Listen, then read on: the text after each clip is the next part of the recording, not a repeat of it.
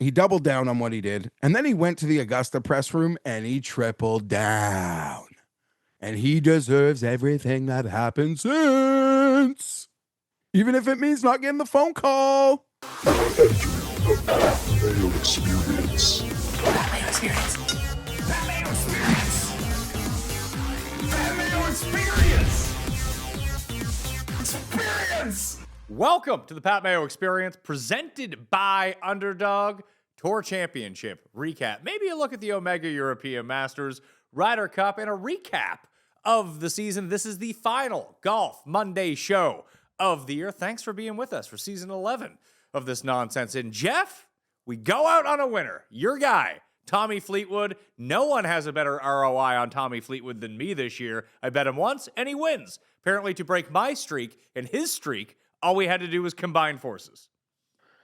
It was beautiful. It finally happened. I didn't get to see much of it until the final 5 holes of yesterday, but it was just truly lovely. And the response when it happened was, I guess, what we all knew.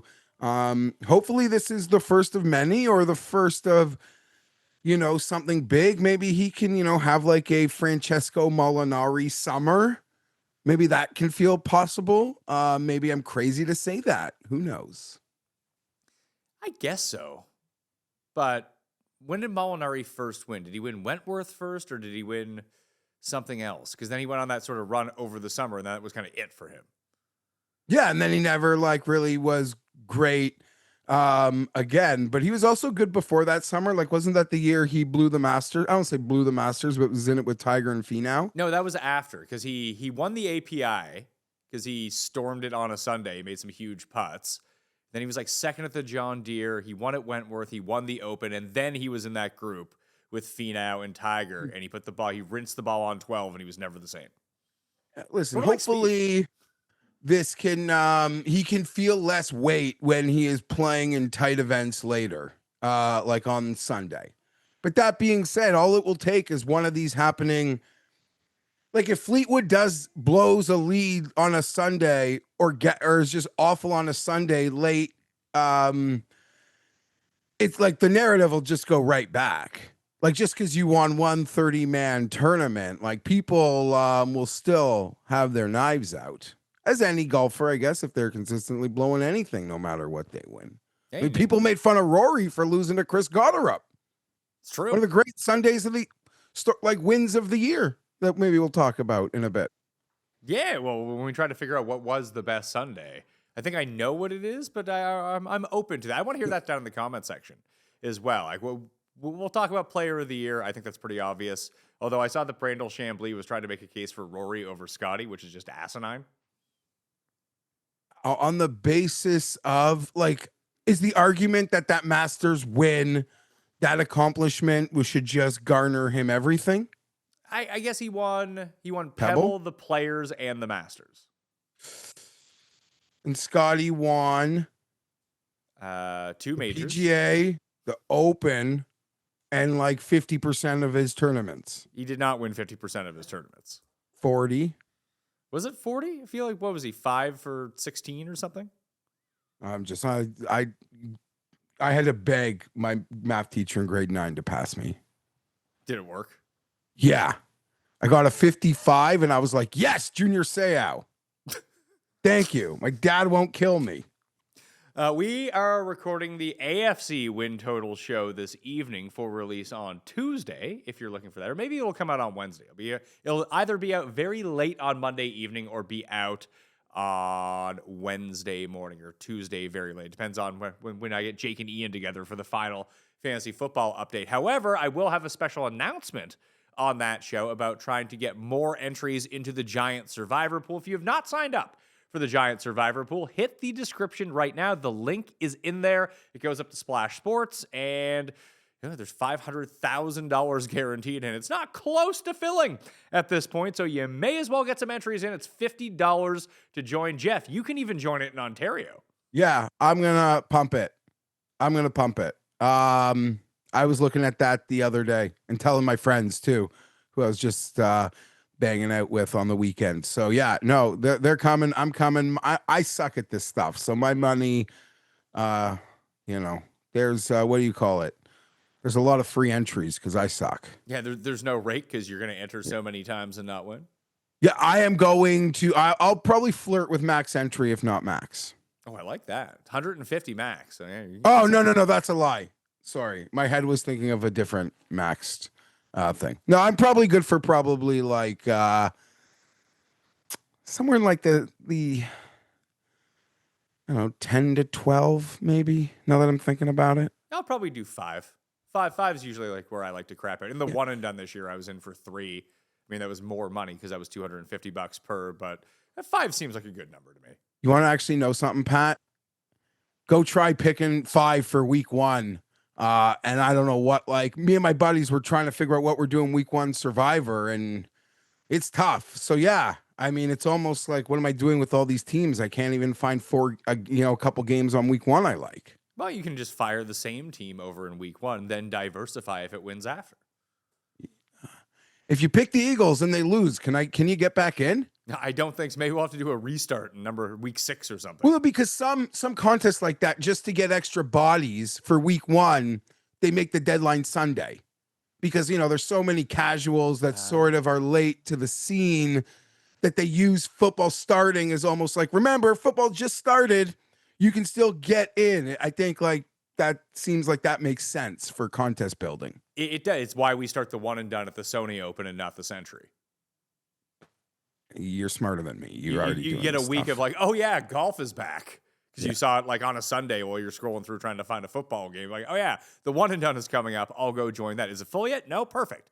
I'm going to go join that. Let's get back to Tommy though. How much do you think it helped that he played with Cantlay, who was again just it's been nice that he hasn't been in contention all year long, because it seemed like it's not that everyone forgot that he plays slow once he gets over the ball. It's just people were less annoyed with it because you just never really saw him on TV. But when you go to, what a bad time to have commercial-free golf when Cantlay's in one of the final 2 groups. Yeah, disaster. And I had my great tweet. Well, I think it's great, where they should let the gallery walk up 18 like they did with Tiger in 18 for Tommy. And then the best comment that I got, Pat, was Patrick Cantlay walks so slow he'd get stampeded. It would be like Simba's dad. Or what happened to Brooks at the PGA Championship when everyone was following Phil. Oh, yeah. But Cantlay would have gotten like stampeded and he wouldn't have walked.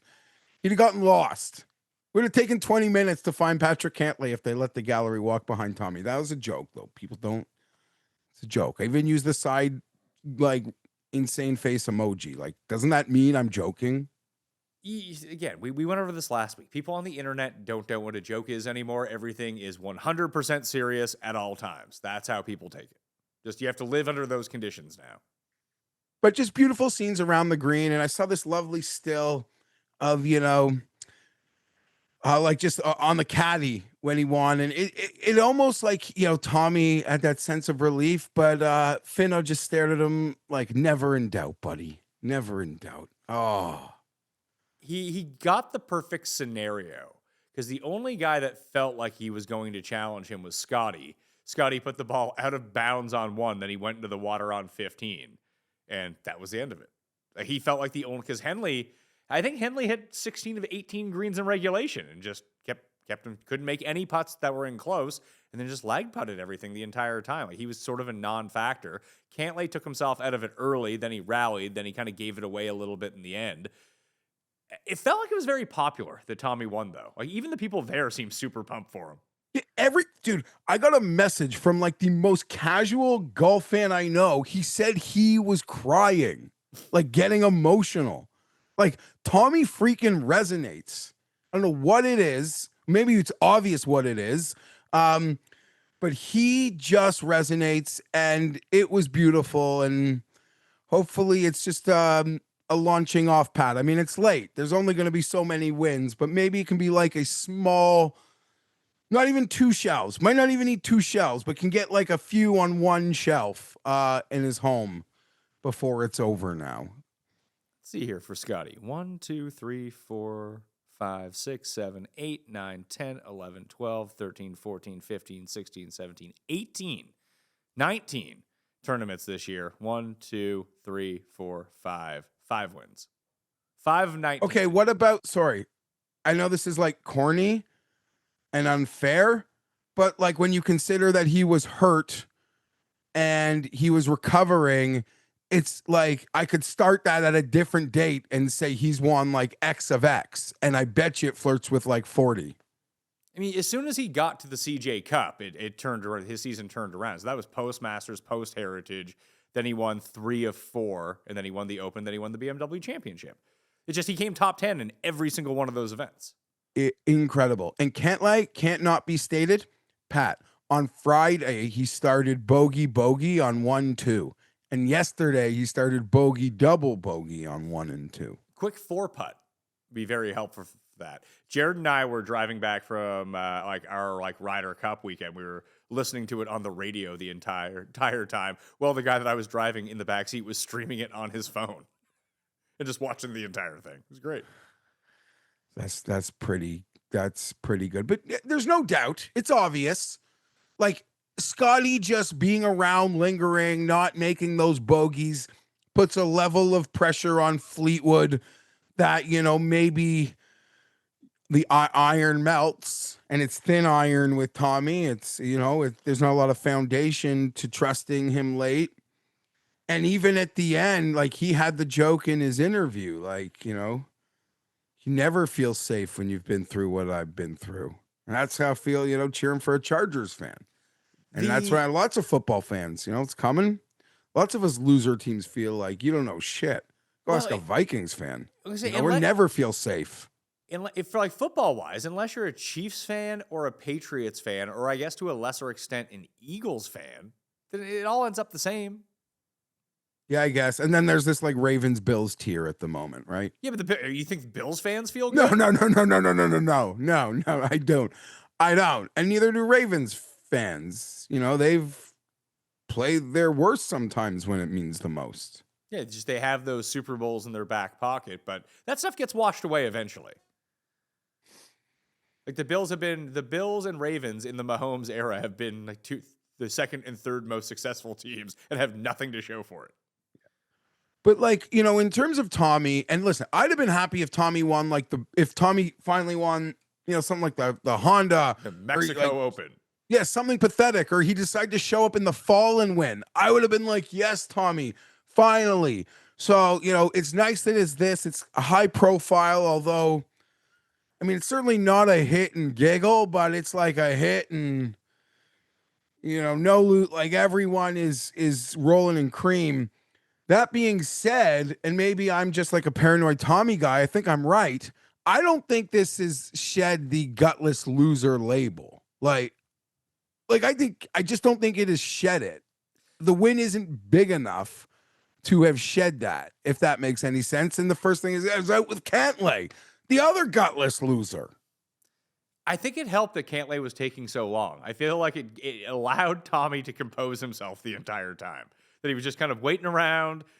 You think that it would put it in your mind that you have to think about it a little bit more, but you're not rushing. You can take a time to look at it. And there was a point midway through that round, like he hooked it big time, the don't go left drive on the drivable par 4. He had a few of them in a row, and he took the very conservative out. Tommy didn't even try for the green. I think it's number 8. He played up to the front of the green and did get it up and down for par. Like, it was a smart choice. He was just actively trying not to give back strokes to the field. And then he got to the back 9 after I think he'd finally gave back one on 11. Maybe it was 10, whatever it was. And then just started sticking wedges. Like, that was his entire game all week. And it ended up. Shout out to the Marshall on 10. Listen, Rory wasn't able to shed a gutless loser label despite winning 4 majors. So yeah, the only thing that this really does is get him off that like chyron that comes up that says best players without a win. Now we'll take it.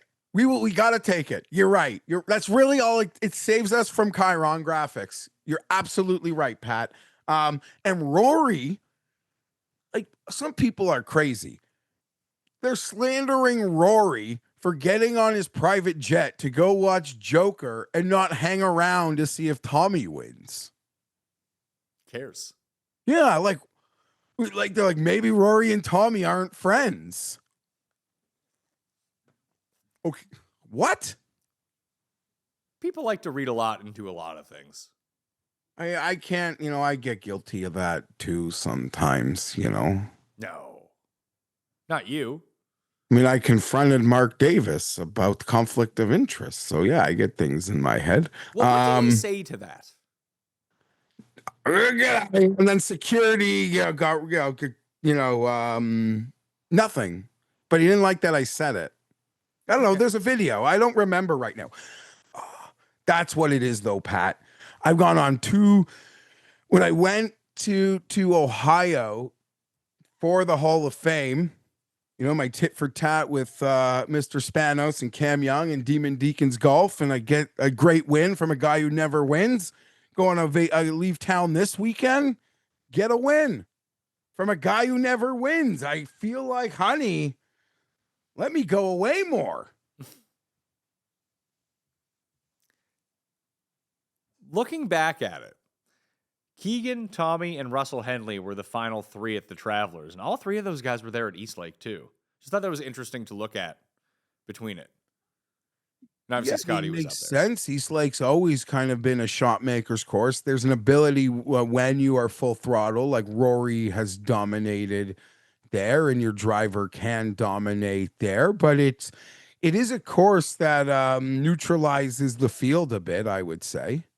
Just overwhelming distance isn't good. It's hard to say, though, because some guys are playing poorly and some guys are playing obviously very well coming in through the 3 weeks of the FedEx Cup playoffs. And as it kind of proved out once again, the guys that had played well each of the first 2 weeks were the guys at the top of the leaderboard predominantly. Yeah, there's something to it. Like that's clockwork, it seems. Even Cam Young ended up there. Yeah. It's hard to I guess it's concerning. I don't know whether this is like I'm not saying this as it pertains to the Ryder Cup, but like, I don't know. It seems like it's hard to find it late in the year, or maybe you're just too tired of looking for it. Or I think it's like anyone who plays golf. You go through stretches where if you're an amateur, really good is relative to what you normally shoot, but you're going to have big waves. I did this year. I had like 2 great peaks and I had 2 really low valleys. And I don't feel like anything changed. I thought I was hitting the ball the same way. I wasn't. Something wasn't working. There were different points where something was working, as evidenced by my score this weekend, Jeff. Yes. We'll get into that. But I totally agree. I'm just saying, like, the guys, we don't find, all throughout the calendar year, we'll see guys, spike with zero form or a miscut run and like, oh, win. Doesn't happen late. Just really doesn't.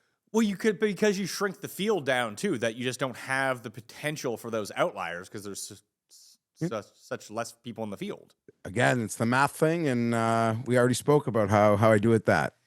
For over a century, Johnnie Walker has shared its bold spirit with the game of golf. Now, crafted with Devereux Golf, Johnnie Walker introduces the Johnnie Walker Blue Label-inspired Sunday Golf Bag, elevating the game with sleek design, blue label hues, and refined gold accents. Celebrate your hole-in-one with a premium Sunday bag crafted by Devereux Golf. Submit proof of your achievement to johnniewalker.com/blue-in-1. Please drink responsibly. This show is sponsored by BetterHelp. Part of my wellness routine this year has been focus more on family and focus more on Pat Mayo. So I've been doing fewer shows, upping the exercise, eating better. If you have kids, it's just daily, nonstop grinding every single day. Couple that with workplace stress, and it's a bit difficult. Workplace stress right now is one of the top causes of declining mental health, with 61% of the global workforce experiencing a higher than normal amount of stress.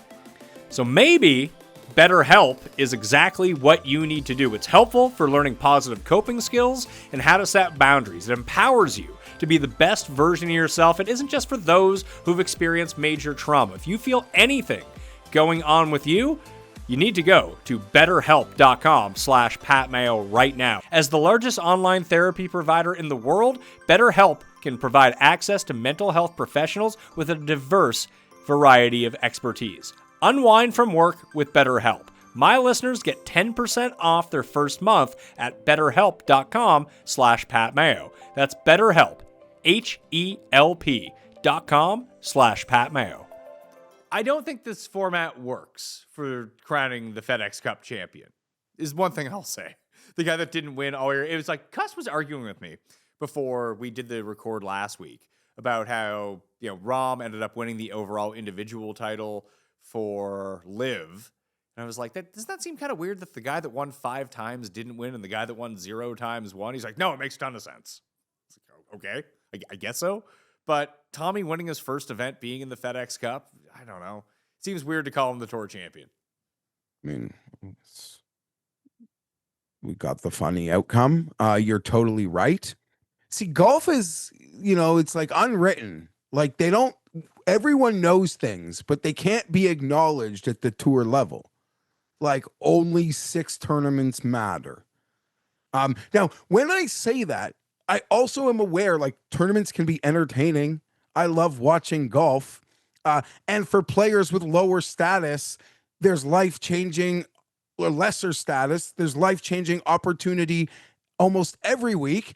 And the last hour and a half of PGA events this year, outside of Brian Harmon's mollywop, have actually been quite entertaining, thoroughly entertaining. People that turn in and watch the last 2 hours of a golf tournament on Sunday during dinner have been enthralling. So it's entertaining, but only 6 of these things matter. And once that Open Championship ends, there's no conversation. Like when the first major ends, we start like sort of always bleeding into talking about the next major, right? When the Open Championship ends, it's just Ryder Cup. No one's like Tour Championship this, Tour Championship that. It just doesn't matter. It doesn't. And they have to lollygag these season-long points, which is fine. And they could still have a season-long points champion and do something fun in a 3-week pocket to end the year. That is worth a lot of money. But to tell us all year that we're playing for some season-long, the guy at the end is the season-long champion, it's just laughable, it's disingenuous, and it insults people's intelligence. I don't think that the starting strokes was it. And I don't know if there's a right answer to it. Did you happen to catch my show last week that I did with Money Mills and Ben Everill, where Ben broke down his format? It's only a 2-week format, but I don't know if it would work. It at least just seemed like a lot of fun. I was out of town by Thursday and I was family friendly. I don't know. No, I didn't. No's a short way of saying I didn't catch it. I didn't catch it.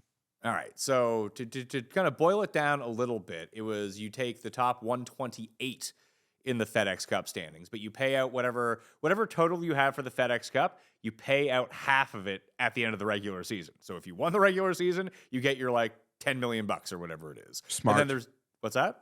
Smart. That right away. Smart. Yeah. So it gave you credit for winning that. So basically, it would be broken down into 2 tiers of match play. And it's all single elimination unless you're the higher seed. So you go in with whatever your ranking is, and then like day 1, Scotty number 1 would play 64, and then 65 would play 128. And if you lose in the lower bracket, you're just done. Like you go home. But if Scotty happens to lose to number 64, then he has to come back. Then he has to come back tomorrow and play again against whoever the lowest possible seed is left. So if like 124 wins in their one, that's who Scotty plays. And then if he loses, he's out. But basically, he would have to lose on back-to-back days to be eliminated. Double elimination has been discussed before. I always like it. As you're saying to me, it reminded me of that classic, those old WCW pay-per-views that tried to take on the Royal Rumble. It was their version. It was like Battle Bowl, and they had multiple rings. World War III. They had the 3 rings. It sucked. No, that's World War III with the steel cage. I'm talking about something else. Oh. It was like a Royal Rumble that started in one ring, and you got tossed into the next ring, and when you got tossed out of that ring, you were eliminated. It was real, yeah. And then before that, they had matches to see who even got in. It was a really, I don't know, one of my favorite pay-per-view VHSs. I've watched it too much. Sorry. I like it. It incorporates match play. It's double elimination. But let me ask the question, Pat. What happens at the end? That's the thing. Oh, precious networks. They're afraid. The partners don't like it. Well, now you found a way to make the players like it. So tell me, I'm just I know I'm being a little annoying, No, but no, now tell but me how the partners will like it. I think because you have the ability, so I guess his case was that you have the ability to protect yourself with the top end players because the same format translates over to the next week too. Like once you get through round one, weekend one of it, that if Scotty makes it all the way through, well, he's afforded the same benefit the next time around as well. That if he loses on Thursday, he gets to play again on Friday to get himself back into the tournament, and so on and so forth till you get to the end. So either you get Rory, Scotty, and like 8 big names on Sunday, whatever it might be, or you have some guy who came from the clouds who, because it would reseed every single time, it wouldn't be a bracket. That means that if you have some guy who's like 78th in the FedEx Cup coming into it, make it to the final 8, that means he beat Rory and Scotty and all these guys, then that's the story. Yep. Sort And of then like on George Sunday, it's Mason. just one match. What's that? And then the end is just one match. Yeah. See, And you would play, I love this. You would play out like the final like 8 matches on the day because they're all worth like, a difference of $1 million each or whatever. It's good. Or, I mean, I don't think the fix has ever been as complicated as people have made it. I'll be perfectly honest. or what you do is if you get to 32 to the weekend, you take the next 32, whatever it might be, and then you have like a 1-round match play for those guys to see who gets into the signature events or something like that. Like there's ways that you can add it on to create importance for the guys that actually have to show up to play. And it's like they insult our intelligence when they say there's like no fix. It's an impossible fix. No, the fix is just right there. Here's the thing. This gets very complicated. Like if people thought that starting strokes was too complicated for them back when they had the old format where you got so many points for winning, like the Rose Tiger year. Golf fans are intelligent unless they're trying to threaten hockey fighters on the course. No, you're talking about this bubble of like internet. Internet people would get it. It's the people just tuning in. Like it's not like people are like, oh, Who cares? They only have to get it when it's mattering near the end. Okay. And by then they'll get it. And on the Thursday, Friday, the week before, it'll just be a lot of golf on TV and matchups, and they'll see a score. But he's up 2 with 4 to play. That's just easy to understand. And the other permutations, if they care, they can figure out. But by the end, when it actually matters, it's very simple what's going on. So I'm not concerned about that. I'm not. I just need them to, as to take from Rick's idea, which I like Ben's more, is until they have the guts to allow things to get messy, it's a hopeless sell. Ryder Cup. Did you see the quote from Keegan? Holy shit, Pat. I will tell you what Keegan Bradley in this storyline has done for the Ryder Cup, an event that certainly needs no air in its tires. And I put a controversial statement out on the internet this week, and it seemed like it was close to 55-45 in one way or the other. But the people that disagreed also want me sent to jail, which is that the Ryder Cup is better than the Masters. Ooh, boy. And that doesn't mean the Masters isn't great. It actually, and the definitive gap between the Masters and the third thing would also be insane. And the gap between the Ryder Cup and the Masters actually things like would be really small. And I love the Masters, like I think almost as much as anybody, clearly not. So I'm not going to say anything bad about it. And if people think my take is insane, it's because like want me to go to jail for my take. I love the Masters so much that I actually respect them thinking my take deserves jail. So here's what Todd Lewis is reporting from Keegan. It's from an interview. So it has a quote from him. He said, speaking with Keegan Bradley, he said some members of the USA Ryder Cup team told him they want him to be playing captain. That absolutely jibes with most of the guys that I talked to in Memphis. That's exactly what they said. And he also said, quote, there is probably going to be a few guys that think that they're going to be on the team that aren't going to be on, end quote. He added phone calls will be, quote, awful, end quote. Does that mean they're not taking Morikawa? I first thought that would have meant Ben Griffin, but maybe why would Ben Griffin have that sort of confidence? I don't know. Why would Ben Griffin not be on this team? That wouldn't make any sense. I agree. He finished top 10 last week too, like at the Tour Championship. I'd be shocked. I don't know what that means. Maybe he's trying to scare some people. I heard a rumor, or not a rumor. because I don't take in their content. I'm not a fan. But that the No Laying Up boys had said they'd heard Griffin is out. What? Yeah. Yeah. So Keegan sounds like he's taken himself. So let's just put him on the team. Yeah. And we saw the schedule, Pat. You see they put it out? Oh, did they? I did not see that, actually. Yes. And your theory, which I originally agreed with, now I believe is wrong. They're going alternate shot first out Friday morning. Oh. I believe Keegan playing. I believe Keegan's going to play the Friday afternoon session because it's not fair to him to be golfing and thinking or looking at a scoreboard to see like who's playing good, who should go out, who should stay. He gets to send the boys off Friday morning, and then he gets to play Friday afternoon with a clearer mind. I think that's 100% what's going to happen now with that four ball. The alt going first and the foursome in the afternoon. Okay, I can see that. Trump, big on Keegan Bradley playing too. Yeah, big on. And yeah, like you said, you had heard in Memphis, but I think even before Memphis, once it was starting to get dicey and Keegan was falling a bit into no man's land, I think we had both said to each other multiple times that we expect the front row of the team to pretty much tell Keegan, we want you in the fire with us. And that we thought could almost be the deciding factor, right? When they, like, the four of them force him in a room and say, you're playing and we're not leaving this room until you agree. And they'll get it. He's playing. Do we have any sense of who the last man on for the Euros is going to be? Because I have a fun guy to take, but he's not going to make the team. Norin won the Betfred British Masters hosted by Sir Nick Faldo over the weekend. I think you mocked me last week when I mentioned Did you bet him? No, I meant his ability to make the team. Oh, no, I was going to say Marco Penge. That guy's been way better than Norin. Yes, but wouldn't he be a perfect, like, he just bombs it? Isn't he the perfect guy to bring to Bethpage? It's like him or one of the Hoygards or Rye or Harry Hall. How did Harry Hall do this week? I did not hear his name once this week. I came T17. Who? Which one? Harry? Yeah.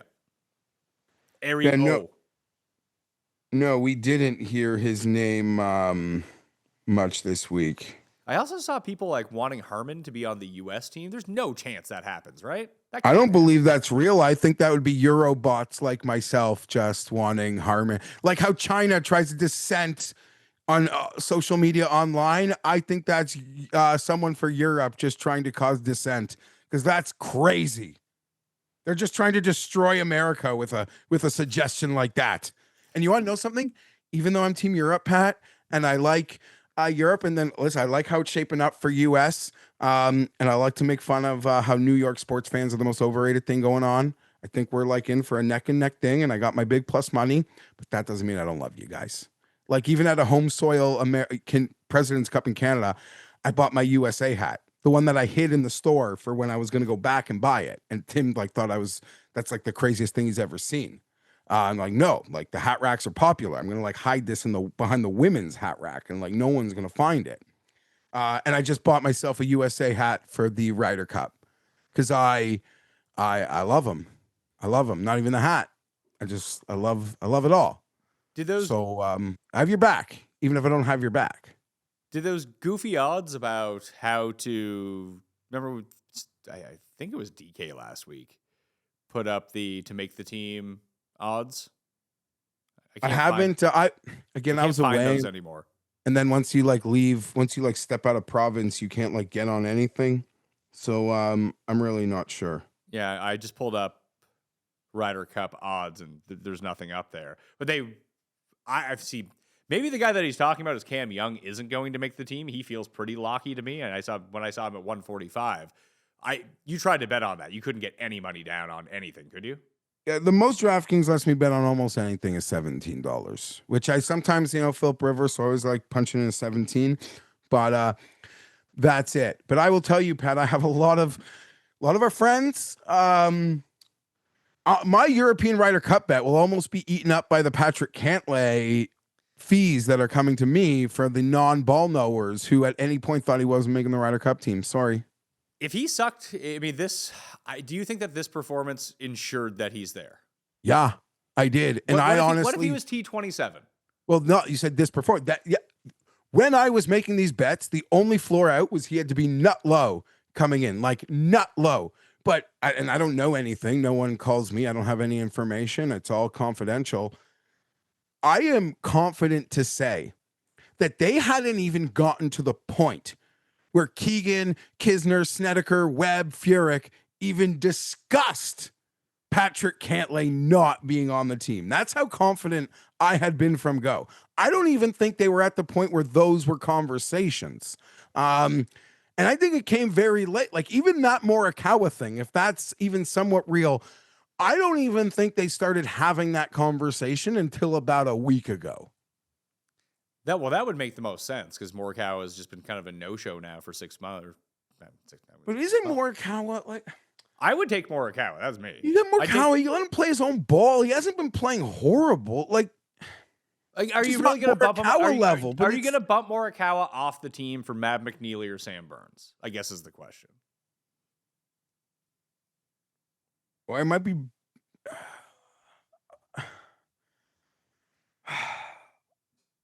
I am not.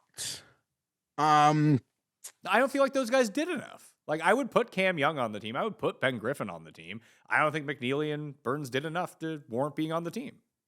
Yeah, I think we have the same team. The team I tweeted like 2.5 weeks ago is the team that I still would bet today is the team. But a lot of noise in the air. A lot of noise in the air. I think 11 a.m. on Wednesday, Pat. That'll be is fun. when it's out. Yeah, it's basically the team that I put out last week, but I had Burns on it. I would probably take him. I can't remember if I had Burns or Mav. Whichever one I had on that, I would take them off for Keegan. Because I think that Keegan will pick himself. I could be like out to lunch.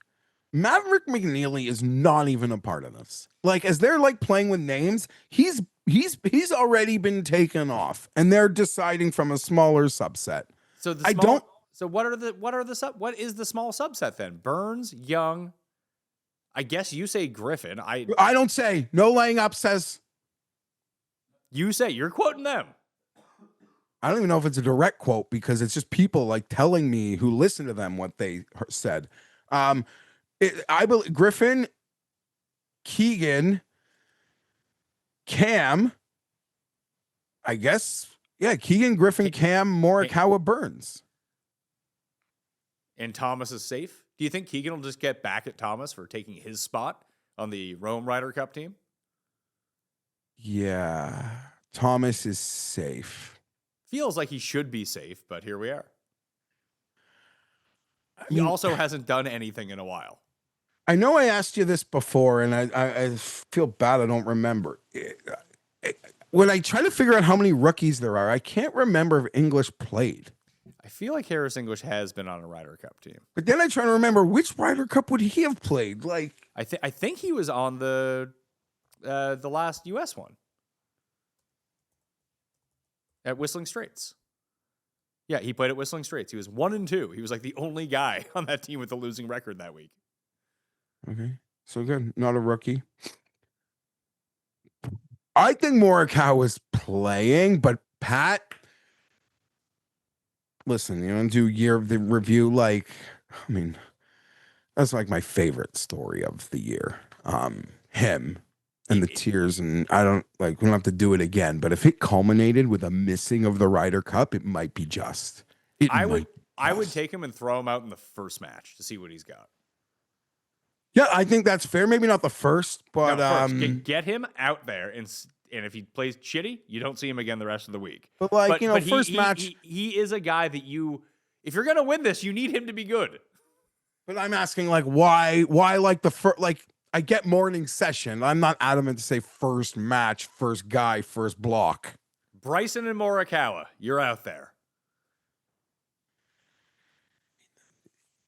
It's just so beautiful. And like when we see these golfers and how much, like, when they're not playing, how much they care about what is happening in their other matches, it is, I'm sorry. Like, I love sports. And sports involves a level of like direct competition. And we get the circus schedule no matter how great any major is. 4 days, 72 hole stroke play. We get time and time and time and time again. And there aren't like the only legacy Ryder Cup player, like the only player whose legacy is Ryder Cup in our generation is Poulter. So you don't really build a legacy at the Ryder Cup. You can add to it. You don't build a legacy at the Ryder Cup. That's what you get to do at majors. But in terms of like the best thing to watch, it is this. From the Euro side, they are now done with qualification. So the 6 that are in, Rory, Tommy, Rose, Hatton, with Rasmus Højgaard and Robert McIntyre. I feel like that basically fills out the team because Rasmus got in on points.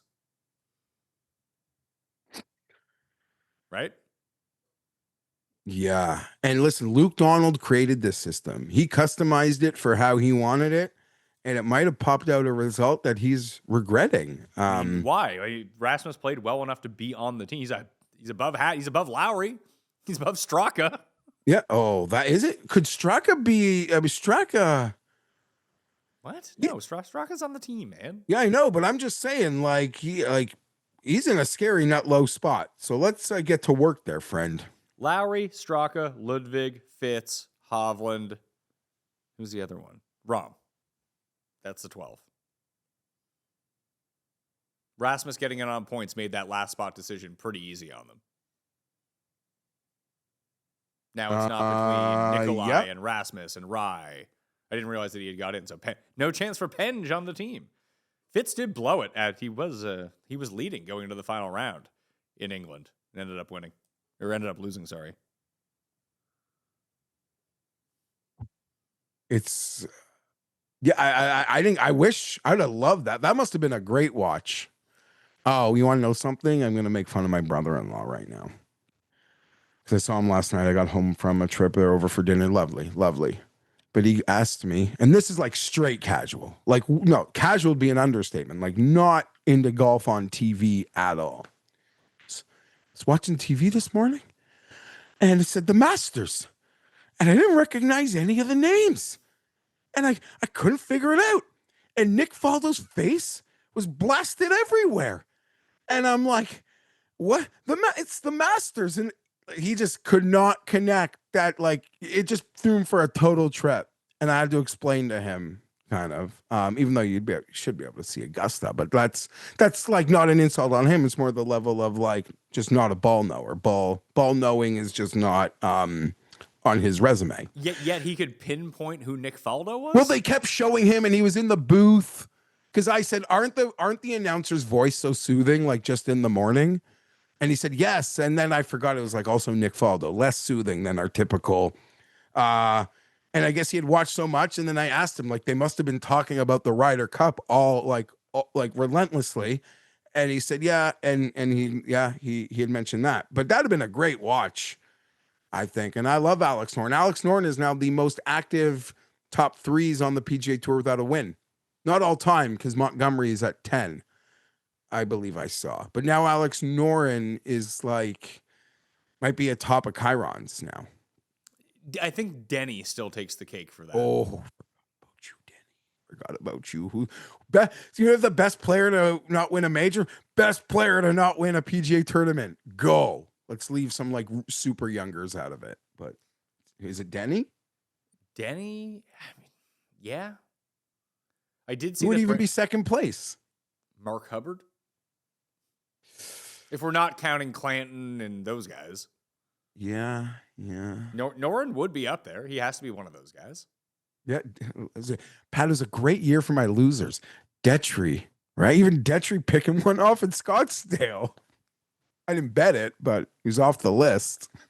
I know a lot of people who watch this show and listen to this show are business owners, and a lot of them, they don't have the overhead to have a fancy downtown office with 1,000 employees. A lot of them, like myself, are just running it out of their home, in their basement, at a small workspace, whatever it might be, and Square gives you the flexibility to grow at your own pace. You can set up an online store in just a few clicks, and right now, listeners can get up to $200 off Square hardware when you sign up. at square.com/go/mayo. If you run a small business that has customers coming in, be it in person or online, Square is where you're going to want to be to enhance your experience.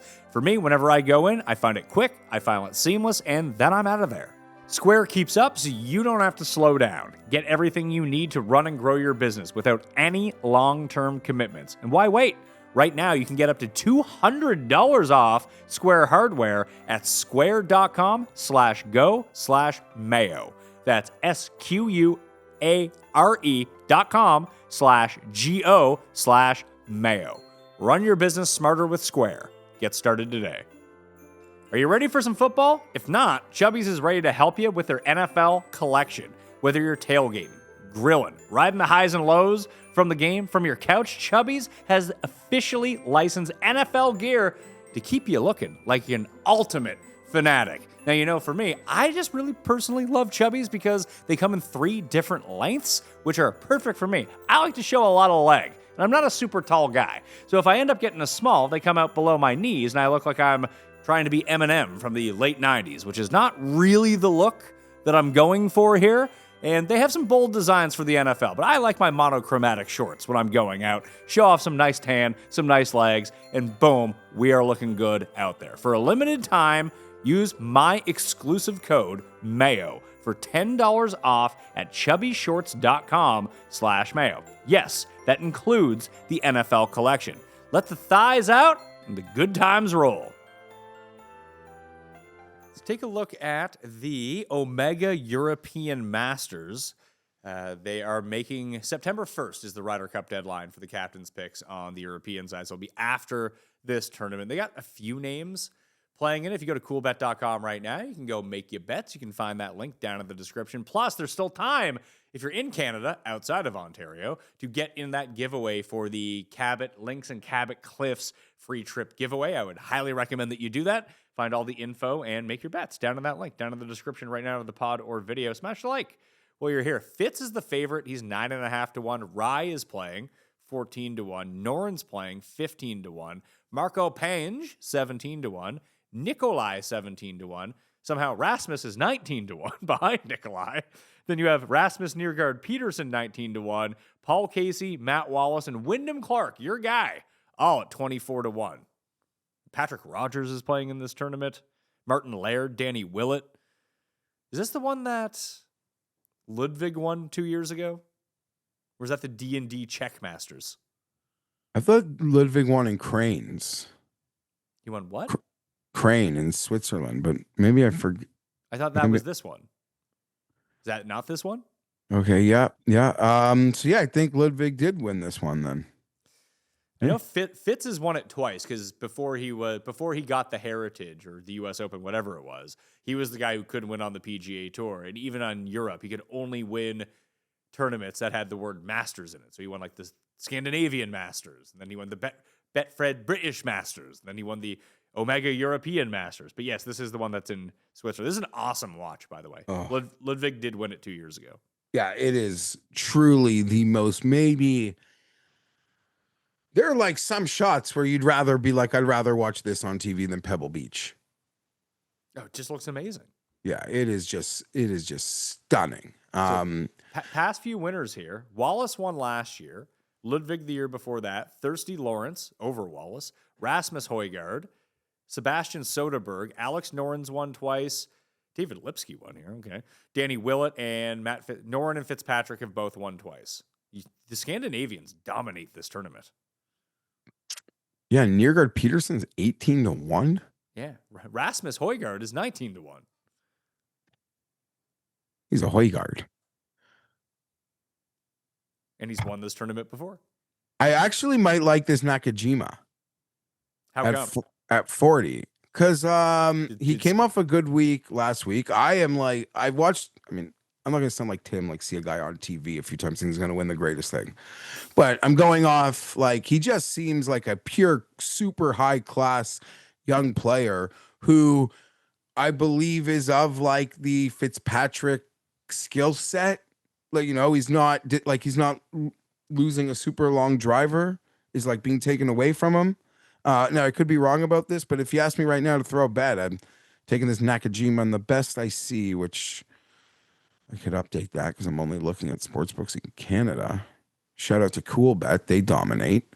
40-1. Okay. That's my pick. No, 50. I just pulled a 50. Huh, even better. Numbers getting better by the second. Yeah, I'll listen to Sky and Tom will have a breakdown of this on Mayo Media Network probably later tonight. I'll listen to what they got to say. I'll probably take someone at the top, someone in the middle. Dude, I saw Sky. I don't know where the guy finished. He had some amateur 500-1 who was one shot off the lead on Saturday. Sky is having a year. Yeah. Him and Baroff are both having huge years. Incredible. Sky, yeah. Sky, both. Two of my podium top shelfers. Absolutely. Let's talk about the year that was on the PGA Tour. So the best player was Scotty. Rory was number 2. Who would be number 3 if you had to give out a bronze medal? Top to bottom consistency. The third best player on the PGA Tour this year. Was it Ben Griffin? I wanted to say his name after consistency, but then I felt like I'd be forgetting a superstar, so I held back. But maybe it has to be. I think like top to bottom, week in, week out. Holy shit. You're looking at Ben Griffin, JJ Spawn, Russell Henley, Harris English, and Seb Straka are probably the 5, unless I'm really forgetting somebody. I don't think you are. I think another theme this year from the PGA Tour was like the second, like these beyond like Rory and Scotty, and it's kind of felt like this for a couple years. The next level of the tour has kind of just grossly underperformed. Yeah. Absolutely. Do you know who the number 5 player in the world at the moment is without looking? Tommy Fleetwood? Tommy's number 6. This is the guy one spot ahead of Tommy Fleetwood.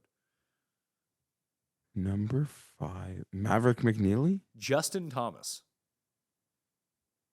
Yeah, it's a trip. Golf is a trip. Because he's like really great, but he's not that good. He had a run. He was second, won the Heritage, then was second at an elevated event the following week at the Cricket Club. I guess he was second at the American Express earlier this year, too. Those were all of his top 5s for the year. Didn't perform particularly well at any of the majors. He was 34th at the Open, missed the cut at the U.S. Open, missed the cut at the PGA Championship, and T36 at the Masters. It's not great. T33 at the Players. So every one of the big tournaments, Justin Thomas pretty much sucked it. Yet he's the number 5 player in the world. I mean, again, like there was so many entertaining, compelling finishes. It was a good year for like the lower end of the tour. And honestly, I sort of remember this year as Rory and Scotty having their pockets of, history. And I don't want to use the Tiger stuff, but at moments you're like, no one's beats him. And then from that, to add to the joke I made before, like a lot of a lot of my lovable losers getting off the mat. Like I remember, so that's how I remember this year. And Justin Rose. I actually thought overall this was one of the better years that we've had, despite me hitting very few winners in the betting market. To actually watch golf, I thought it was pretty entertaining. Let's just go this. What were the worst tournaments of the year? Brian Harman. Yeah, that was bad. That was the worst Sunday of the year because it's Brian Harman. Like if Scotty's up by 4 or 5, while we speak, that's not like it didn't feel like Tiger being up by 4 or 5. It was still the best player in the world being great, and people love watching greatness. When Brian Harman won by 6, at least that was the worst end of a tournament this year. Again, as I mentioned, a lot of like lower end guys won tournaments, but the ends were fun. Even Hideki in the opening event, there was 3 of them coming down the stretch. He ended up prevailing. Nick Taylor chips in on the 72nd hole for eagle to get into a playoff with Nico to beat him. Spawns right there, blows it. Jagger puts it into someone's pool. Like that was just very competitive coming down the stretch. You hit Straka at PGA West, and he just was the one who dominated the whatever course that it was that one day And then just he was able to make that work the entire week. That was pretty anticlimactic coming down to it because I think he won by a bunch, didn't he? Yeah, I think so. And then I clipped the next week too, a 75-1 on Harry English. Yeah, and I had Potgieter in the final group, and Paul had Novak. And Novak made like two 40-foot putts in the first 5 holes that he just went away, just like Potgieter did. Yeah, that was Rory wins Pebble. That was great. great. That featured probably, I'm trying to think about what the best shot of the year was, and I remember this one vividly because it cost me a lot of money on DraftKings. It bumped me. It gave Cam Davis another birdie, and it gave him a bogey-free round. He made this up and down from the tree next to the 18th hole from the roots. I was like, oh, fuck off. For a guy who misses the cut every single week, this is what he's doing at a signature event from the world's hardest spot? No thanks. No thank you, Cam Davis. That was crushing. And what was beautiful, I guess, the foreshadowing of JJ Spawn. At the Players? Yeah, like just a lot of people didn't know who. That's the time, like a lot of a segment of golf fans like really saw him for the first time, even if he'd won something before. Dietrich's win sucked to watch because he was up by a billion strokes. You're right, and you forget because it was the Super Bowl, so you're just banging with your boys. Yeah. Ludwig, massive comeback to win at Torrey Pines After he was sick with the first run at for Torrey, the first run through. Yeah, because he was the first round leader, and then he got sick at Torrey Pines. Then he had to WD the next week at Pebble. That was sort of like the peak of Ludwig this year. He didn't not really a do great. There was a moment in a major where he was like early playing really well and around, but yeah, it was not a great. I mean, just call it what it is. Like very disappointing and hyper underachieving summer. Then you had this weird run of Campbell beating Potgieter in Mexico with the slice out of bounds back into play, pulling a cust. Not one of the shots of the year, but like for true hardcore is truly one of the most memorable moments of the year. Highsmith makes the cut by a stroke, dominates the weekend, and beats Bridgman 1-2 on the leaderboard at Honda. Henley takes down Morikawa with his chip in on 16 for Eagle. That completely flipped the script, starting your lifelong blood feud with Colin Morikawa. Yeah. And I think it's one of like my favorite stories off the course of the year, as like Rory realizing like he still got golf sad like 3 weeks after the pinnacle of everything. Yeah, we don't need to relitigate the Morikawa thing, but as I predicted, and I get like the baseline of play was high, but I was referring to more than just like a dip in play. When he came back crying, it showed like a level of rattling. And then so that was the double down on the tears, right? He doubled down on what he did. And then he went to the Augusta press room and he tripled down. And he deserves everything that happened since.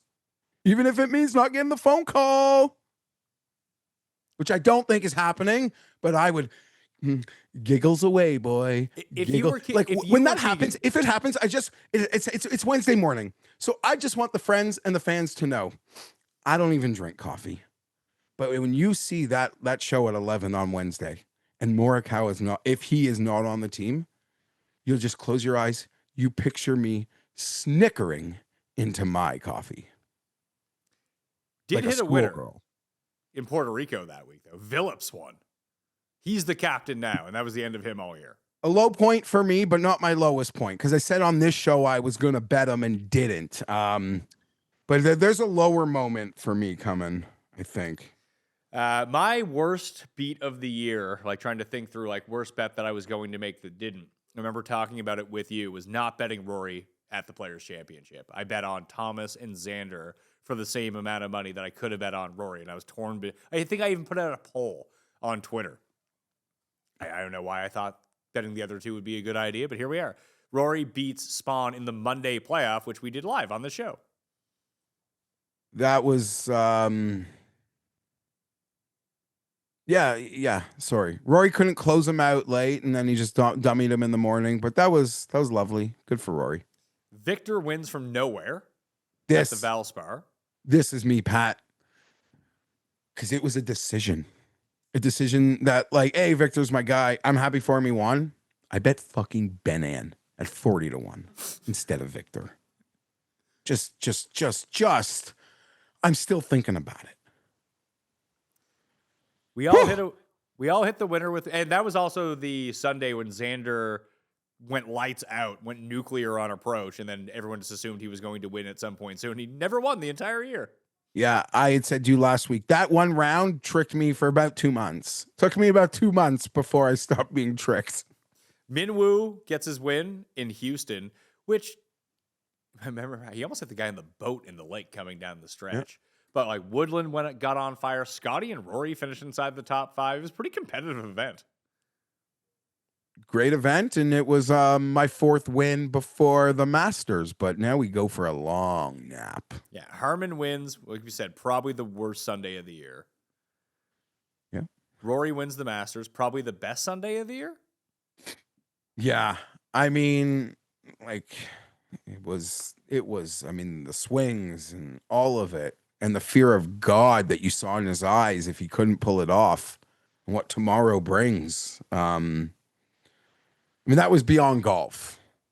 Like, right? Not much resonates beyond like golf. That went beyond golf. It was. And what else from this year in golf was beyond golf? It was far and away the best major of the year, though. Yeah, of course. Like, just like last year, the biggest story was Scotty getting arrested. It's like beyond golf. It's funny to look at that, despite the fact that we said that so many of these have been really good tournaments that came down the stretch that were highly entertaining. Very few of those were majors outside of Rory. Correct. The major's pretty anticlimactic. Well, I guess Spawn at the U.S. Open.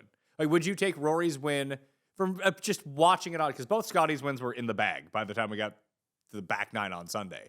But Spawn had to come back to win the big rain delay, and then you have Rory who tried to choke it, then came. Like, what's the more iconic moment for Rory at the Masters? Is it him duffing it into the water on 13 or coming back on 15 and roping that 7-iron around the tree on the par 5 to get it to like 20 feet for eagle? The Orgasmo rope around. Yeah, that's. I tried one of those this weekend. Not a success. Yeah. Not a success. Rory, I forgot what I wanted to say. Something before. I told you before the show. I don't really party at all anymore or drink all that much. I went heavy Thursday night. We played Thursday morning. First time seeing the boys, getting away from the kids in a while. Probably indulged a bit too much. Yeah. I shot an 81 on Thursday, an estimated 138 on Friday, and a 79 on Saturday. Fortunately, it was a scramble round, so my own score would have been way worse, but I was still playing in a scramble. Didn't count towards the individual title. My 88 on Sunday was good enough to win the individual title. Sorry, so would you went 84, 140, 88? Is that what you just said? No, I went 81, 138, 79, 88.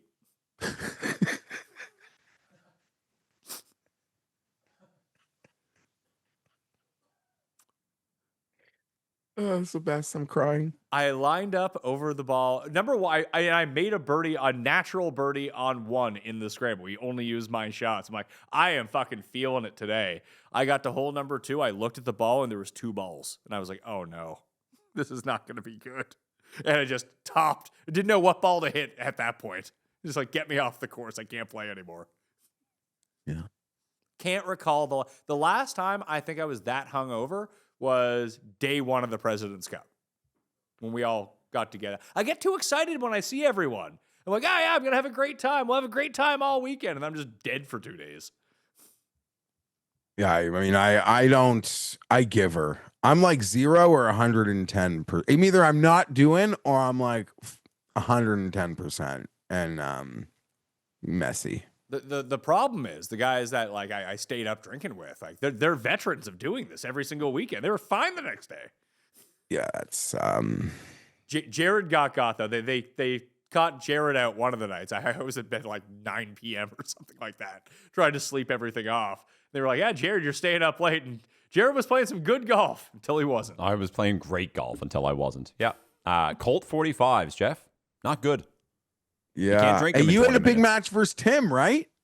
Yeah, I did. Yeah, that I did. No, just give us a moment. Tim played great. So good. Tim shot 88, and I shot 88, and Tim was up 4 through 8. And I was like, oh, like, am I seriously going to blow this match now? Lose our team a point. And then on 10, he sliced it in the woods. And Jared looked at me and he goes, this is over. Here we fucking go. Yeah, here we fucking go. Missed a 3-footer, stomps his foot into the ground, and then he, like, self-proclaimed collapse. Like, I think it was over on 16. Yeah. And he was up 4 through 8. It was over on 16. And can I say, when he was up 4 through 8, like, what was he saying? He was holding on. Yeah. Yeah. Yeah. He wasn't getting too excited because he knew what was coming down. Like, it's like he wanted to get down on himself, but he couldn't. He was beating me through. He played really well. He was 1 over through 6. Played so I'm happy. good. Yeah, okay. Listen, sound like an awesome, good time. Wow, up through 8, closed down 4 on 8, closes out with a win on 16. Well done, Jared. Thank well you. Done. Yeah, he was like, I was like trying to get in his head just a little because I was like, fuck, this can't be a runaway. And he's like, Jared, you don't need to do this. He's like, I will do it to myself. Like, don't worry. Sure enough. And Jared played with me in the round where I was horrible in the scramble round. Yes, very, very impressed at ability to not throw or snap clubs. Very, very good. No, I didn't have enough energy to throw or snap clubs, Jeff. Yeah, I think you probably could tell, but by like I assume the 4th hole, you knew exactly what was going to be happening for the next 2.5 hours. Yes. Yeah. Just trying to get through the round to make it back to like our cabin so I can go to bed. Yeah, you needed to be in like the coffin for a couple hours. Yeah, I closed the blinds. It's like, you're not going to see me until dinner time now. And then we had dinner and I immediately went back to sleep.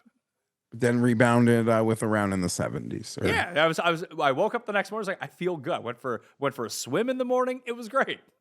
Good. But it was pretty funny overall. We had a good time, but it was me versus Tim Butts. We had the number 1 and 2 scores by 13 strokes going into the final round. So we're on the same team. So 1 and 2 on our team plays 1 and 2 on their team in like an actual best ball, and we lost 2 down because we're a terrible team. I lost 3 matches, so leave it at that. All right, rest of the year, Thomas beats Novak in the playoff. That was fun. Higo wins the alternate event. Ben Griffin and Novak kind of, I guess besides Tommy at this point, maybe the most popular win from like golf Twitter, that 2 guys that everyone kind of roots for team up and they win. I'd say Rose or Cam Young were probably more like golf Twitter was probably happier, I'd say. Yeah, I don't mean from like a betting perspective. I just mean from like, hey, it's good to see these guys get a win. I'm happy for them. Yeah, I agree. I don't think there were many people who, I could be wrong, I don't think Rose was like a popular bet. I think people were just really happy for him. And then we start the summer of Scotty. Straka picks up another win. Ryan Fox gets his first of 2 wins. The one in Canada was fun. I didn't love the Canadian. I had Open. Burns, so that's like one of like the low moments. But you had like 4 tournaments where guys missed like shorter putts to win, and so I knew I can't complain about Burns missing because that's the only time it really happened to me. I had Burns. I had Grazerman. You. I had Grazerman, and then the following week I had Griot against Brian Campbell in the playoff. Yeah, I can't complain about Burns, Spawn but I'm against mentioning Rose. Yeah. Yeah, it was a bad scene. Bad scene overall for me. I feel like I had someone at the 3M Open Tour. Did Kitayama just go run away with that? Kitty, by the end it was dominant, but I can Yeah, Rose, Scotty, Tommy to end Sam the year. Stevens, Matt Wallace, Lipsky, Cootie were the Jake Knapp rounds out the top 5 It was Knapp, and Knapp was in the final or second to last group. He's had a terrible Sunday. Jerk. And Goddard won. That Goddard run was kind of nice, although it's now completely forgotten. Goddard beating Rory was like pretty cool, right? Because I like no one watching was like he's gonna beat Rory or he's gonna hold off Rory, and he just didn't miss any par putts. It was amazing. Yeah, and I guess just to the U.S. Open for a moment, I would say that Spawn had to me like the round of the year. The 9 of the year. Sure, the 9 of the year. To me goes to Spawn. I'm sure there's lower scores, whatever. Nap and so, you know what I mean. Yeah, The round of the get it. year to me is Spawn at Sunday at the Open. Just how he held on, recovered, and then was the magic man. And outside of the putt that did he even need that putt to win? No, he won, like- could. Yeah, he didn't need it to win. He ended up winning by 2 over Bobby Mack, I think that it was. Yeah, But I think that was the only like real super lengthy putt that he made on the back 9. Didn't feel like he was just dropping them from everywhere. He just hit great shots. All right. Did you watch the end of the Live with Legion 13 picking up the team title? no, but I'll say in my hotel room, nice hotel, 130 channels, no golf channel.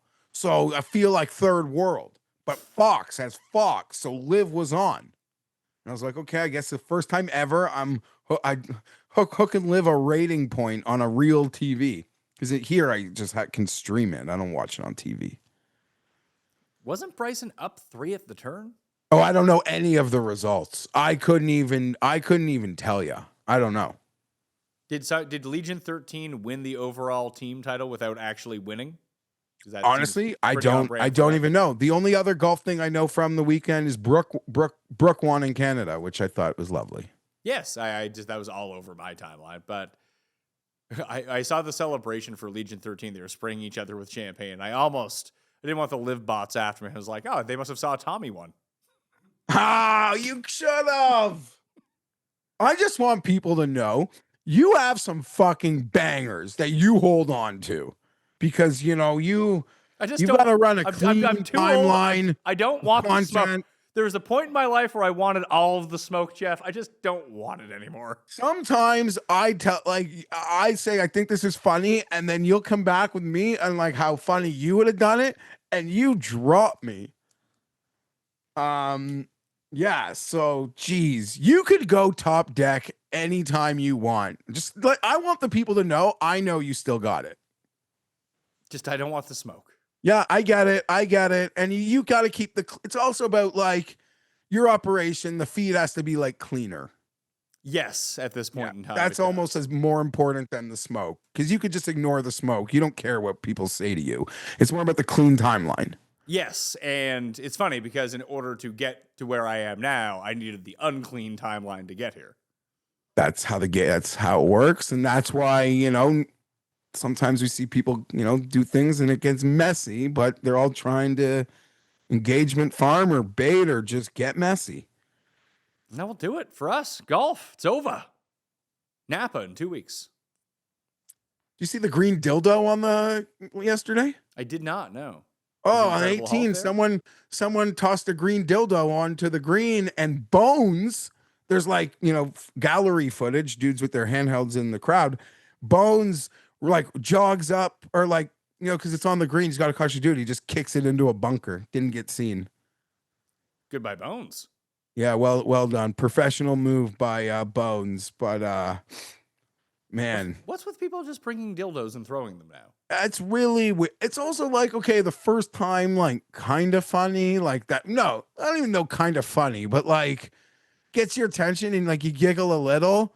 By like the third time, you're like, okay, guys, like the bit's up. We've seen the tweet 1 billion times. Like it's so embarrassing and repugnant to a certain extent. So the next golf show that we'll do will be the Ryder Cup show? Yeah, possibly. Unless like something so crazy happens Sunday or Wednesday that you want to do a merge, but I don't know. I am not taking the bait on the Keegan quote, and maybe that makes me insane. If he was gonna leave Morikawa off the team, like saying that is insane. Some people like, and I'll say how honest and amazing Keegan has been in his pressers is so amazing. He is so open, and maybe that can be a negative, but he answered the question that we've all been saying for months. And like, if Keegan wasn't the captain, based on what happened last time, he would have 100% been on the team as long as he stayed top 12. Like, there would have no way they would have done it again. And then they make him captain. The whole situation that created itself and how almost worked out working against Keegan, unfair to Keegan. And he answers and he talks about it. And he is the best. I love Keegan Bradley. I hope the Americans lose the Ryder Cup, but I'd be sure as hell proud of them if they win it. Well, we'll do it for us. Again, thank you for being here all golf season long. We'll be back again next year. We'll be back for the Ryder Cup.